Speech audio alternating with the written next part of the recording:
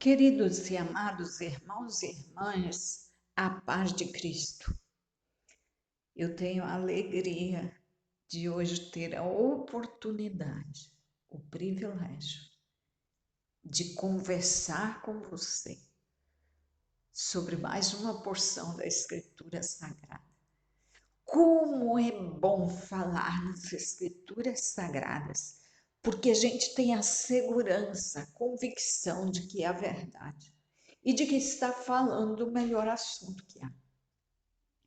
E hoje eu quero meditar com você, desejando que você tenha um dia assim, rompendo em fé, como diz a música.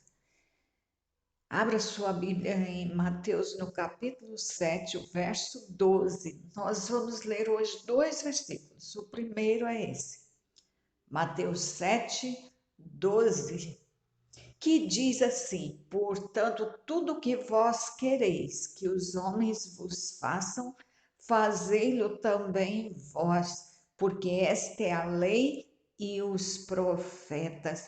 Eu quero que você preste atenção nisso, porque isso é muito importante para nós. Nós nunca devíamos nos esquecer disso. Eu sempre devia ter em mente uma pergunta: o que eu quero que façam para mim? E pautar a minha vida nisso. Isso precisaria ser uma forma de viver minha. Isso é. A Bíblia é a sabedoria. Nós temos a Bíblia. É o ensino do Criador de todas as coisas. Aquele que tem todo o poder, porque inclusive o poder foi criado por ele. Ele nos dá a palavra dele nos ensinando. Então não tem nada acima da Bíblia. Não tem nenhum argumento que prevaleça a Bíblia. Isso aqui é o melhor que tem. Isso aqui porque eu estou olhando para o meu exemplar da Bíblia. Então, amados, aprendamos a Bíblia. Vivamos assim, desse jeito. Veja bem. Portanto, tudo que vós quereis que os homens vos façam, fazei-lo também vós, porque esta é a lei e os profetas. Nós somos tão simples, né? Eu quero chamar a sua atenção, aproveitando assim o versículo, a palavra. Olha o que Yeshua disse lá no monte. Olha que isso aqui faz parte do Sermão do Monte. Ele disse que isso aí é a lei e os profetas. Nós somos tão simples. Por anos a gente acreditou que a lei e os profetas acabaram. Acabou. Quando Yeshua veio, então acabou a lei e os profetas. Que coisa louca, que coisa burra, né, da gente pensar. Terrível isso. Aí vem Yeshua e diz assim: tudo o que vós quereis que os homens vos façam, fazei-lo também vós, porque esta é a lei e os profetas. Aí tem alguns que falam que Yeshua cumpriu a lei porque era judeu. Tem outros que falam que ele não cumpriu a lei. E ele vem dizer que isso aqui, esse ensino que ele está dando, é a lei e os profetas. Então, portanto, se a lei e os profetas acabaram com a chegada de Yeshua, significa que essa lei não serve mais. Não funciona mais isso aqui. O que a gente quer que as pessoas nos façam não é exatamente o que nós devemos fazer para os outros. Não, não, isso aqui passou. E a gente sabe que não. A gente sabe que a lei ela é eterna. É o jeito da gente viver bem, é o investimento em nós, é a prova do amor por nós. O Pai, que é Pai amoroso, Ele ensinou para os filhos como viver de forma sobrenatural. Eu fico triste e eu fico sempre repetindo isso, que nós tivemos tanto problema com o Antigo Testamento, tanto problema com o ensino de Moisés, tanto problema. A gente abominou isso, a gente descartou isso, a gente deixou isso para lá, a gente ficou chamando isso de judaísmo, dizendo eu não sou judeu, eu sou brasileiro. Umas coisas assim que a gente precisava mudar, a gente precisa mudar para viver o melhor.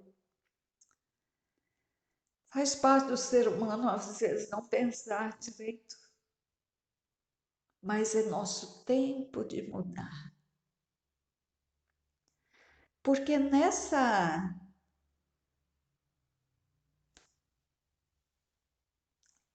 nossa forma de dar as costas para aquilo que é o ensino do Antigo Testamento, aí eu tenho que repetir, aí nós não tivemos nenhum problema com o paganismo, com a mitologia grega, romana, egípcia, não tivemos.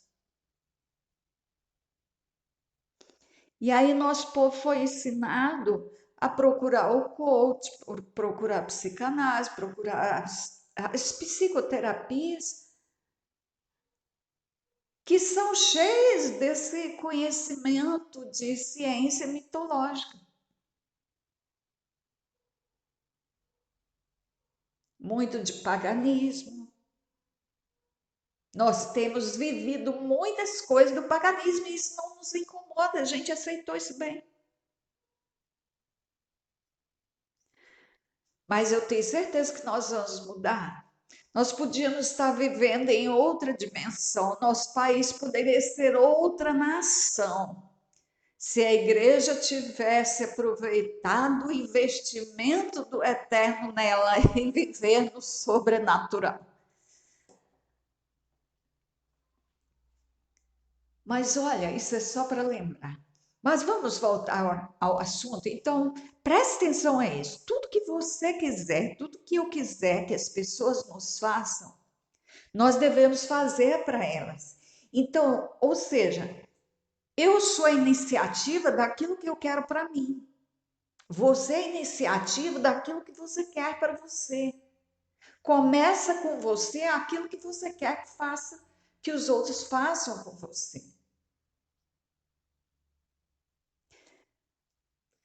Nós nos esquecemos disso com facilidade, nós não lembramos disso, mas a gente não deveria nunca esquecer. Isso é Isso é imprescindível. Isso é sabedoria. Isso é palavra do Pai amoroso. Isso é palavra daquele que teve coragem de morrer por nossos pecados. Ele disse isso e ele é o Verbo do Eterno. E agora eu quero ler com você o outro versículo que está em Gálatas, no capítulo 6, o verso 7, que você conhece muito bem. Não erreis.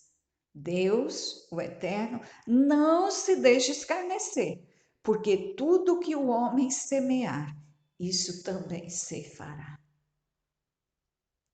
Então, aquela semeadura que eu der para os outros, é isso que eu vou receber, porque a palavra, ela é coerente. Aquele versículo é linkado com esse. Tudo que quereis que os homens vos façam, fazei vocês a eles. Ou seja, semeia o que você quer colher. Só semeia o que quer colher. Só semeia o que quer colher. E pensando mais uma vez na política, eu tenho andado assim,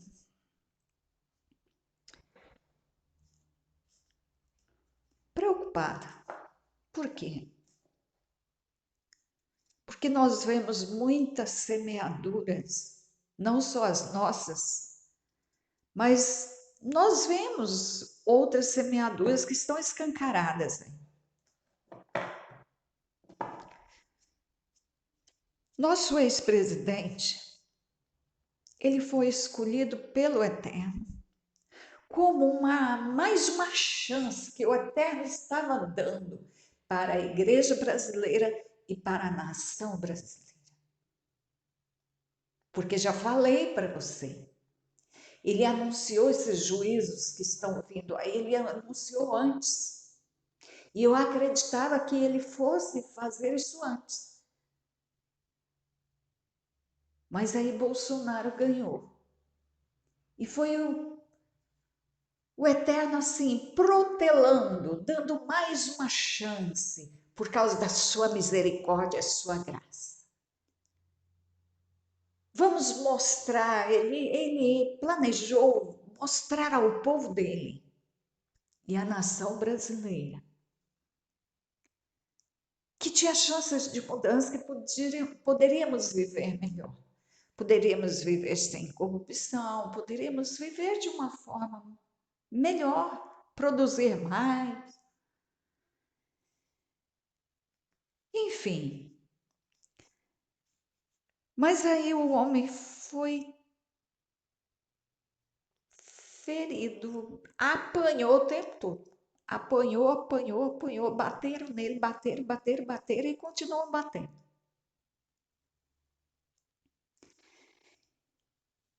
E ele foi denunciado, ele foi chamado de nomes muito escandalosos, criminosos. Recebeu adjetivos terríveis. Foi chamado de genocida.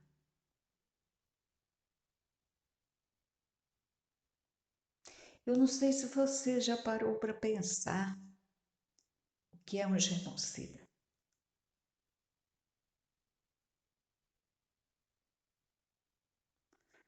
Mas falando assim de uma forma bem básica, seria alguém que conscientemente planeja eliminar, exterminar um povo, uma população. Planeja isso, propõe isso no coração e faz de forma consciente. Como Hitler fez, vou acabar com os judeus. Ele desejou, ele planejou e ele executou. Isso é o genocida.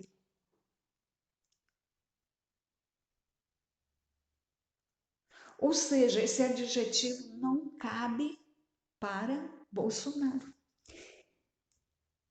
É digno de processo quem fala isso.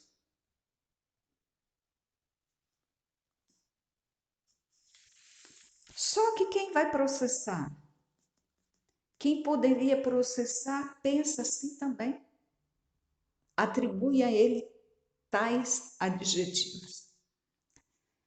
Então, enfim, não tem saída.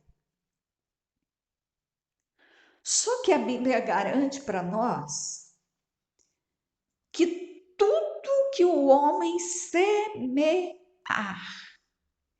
isso também ceifará. E eu tenho pensado nas semeaduras que foram feitas.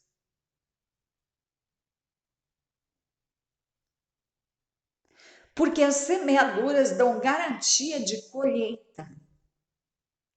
E a colheita é exatamente de acordo com a semente semeada.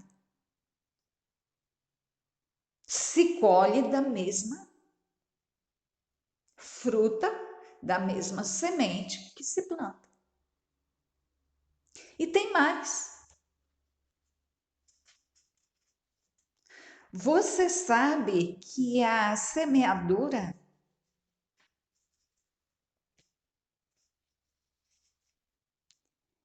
ela é infinitamente menor do que a colheita. Nunca se planta 1 quilo de feijão pensando em colher outro quilo de feijão. Mais milhares de quilos de feijão, toneladas de feijão.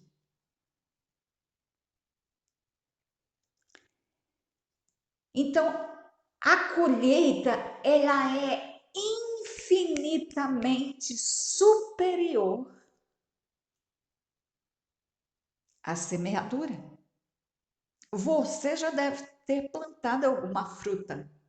Talvez você plantou um pé de jiló, uma mudinha de jiló. E depois você teve um pé de jiló que você não vencia comer os frutos dele. E cada fruto daquele era repleto de sementinhas. Isso é preocupante. Porque as semeaduras foram de muitas espécies em muitas áreas. Muitos semearam assim. Muitos semearam as mesmas coisas. Muita gente semeando muita coisa. E as mesmas coisas. É a mídia, é a classe artística, é a classe política, é a classe jurídica.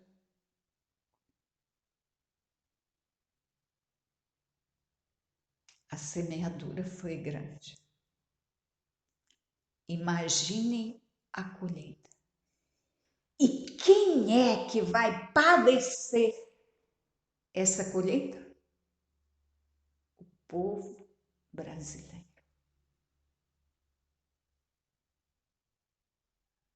O povo brasileiro.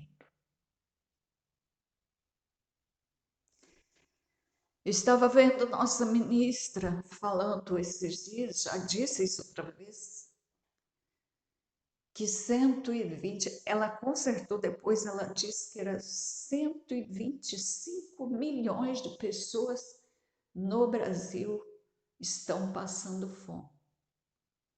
E eu até falei para você que não tem nem como isso ser verdade nunca, porque assim, não se vive muito tempo passando fome.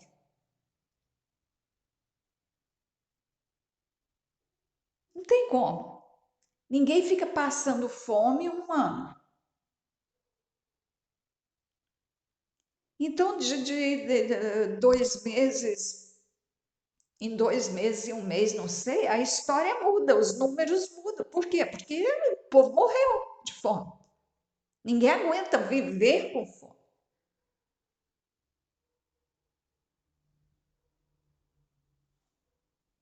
Então, eu falei para você que não tem como, porque seria metade da população brasileira, seria mais da metade.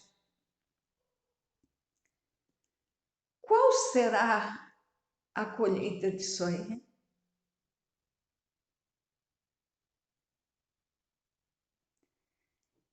E eu fiquei pensando, será que ela está profetizando? De repente ela não está mentindo, está profetizando para o governo dela.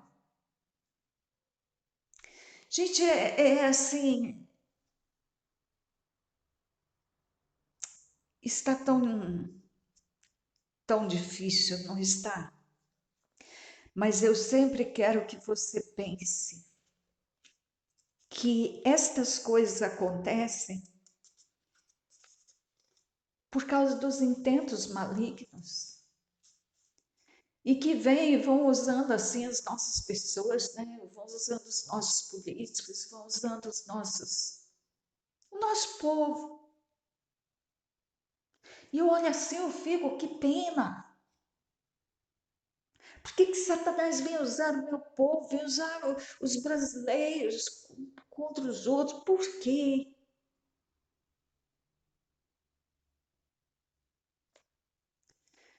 Mas eu sei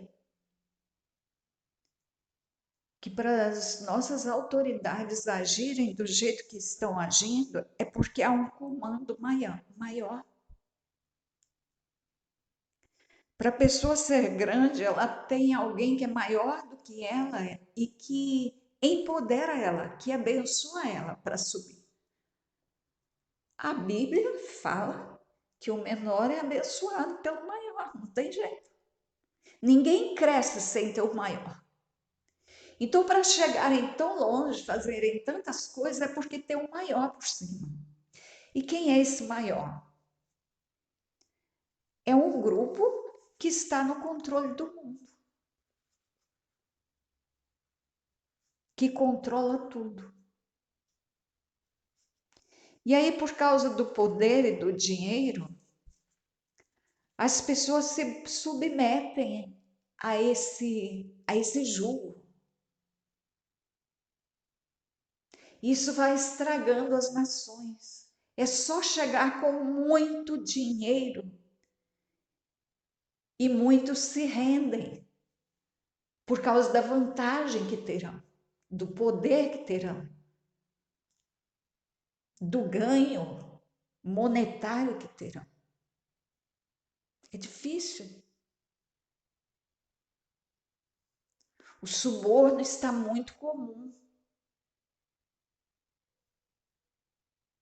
E ele acontece tanto em forma de dinheiro em espécie, quanto em forma de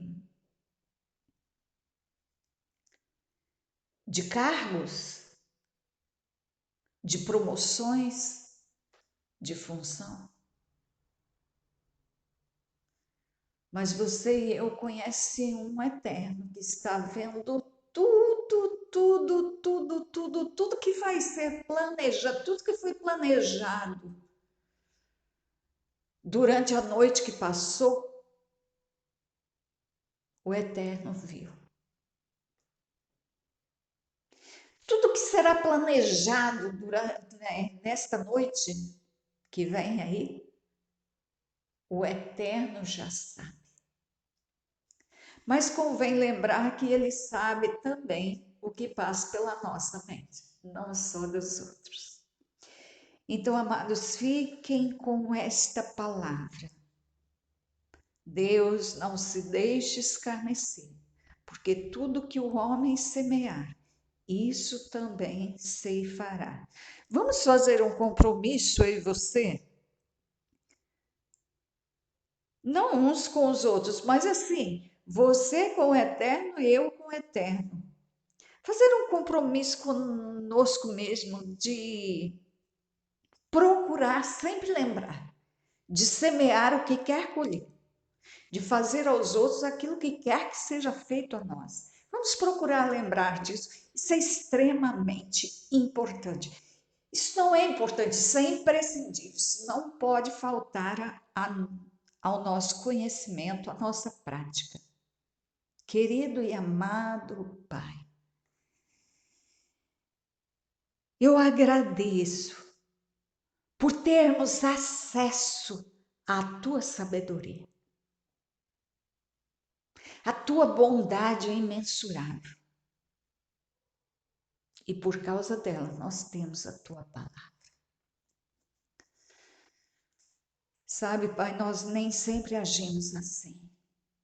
Tu tens visto que o ensino está aí, mas a gente nem sempre lembra do ensino. Mas eu quero te pedir uma coisa: que meus irmãos e eu não nos esqueçamos nunca, que a gente não precise lembrar desses textos. Eu quero não precisar lembrar, porque eu não quero esquecer. Eu quero estar vivendo isso. Eu quero que isso faça parte de mim. Eu quero que esse seja o meu jeito de ser. Mateus 7,12 e Gálatas 6,7.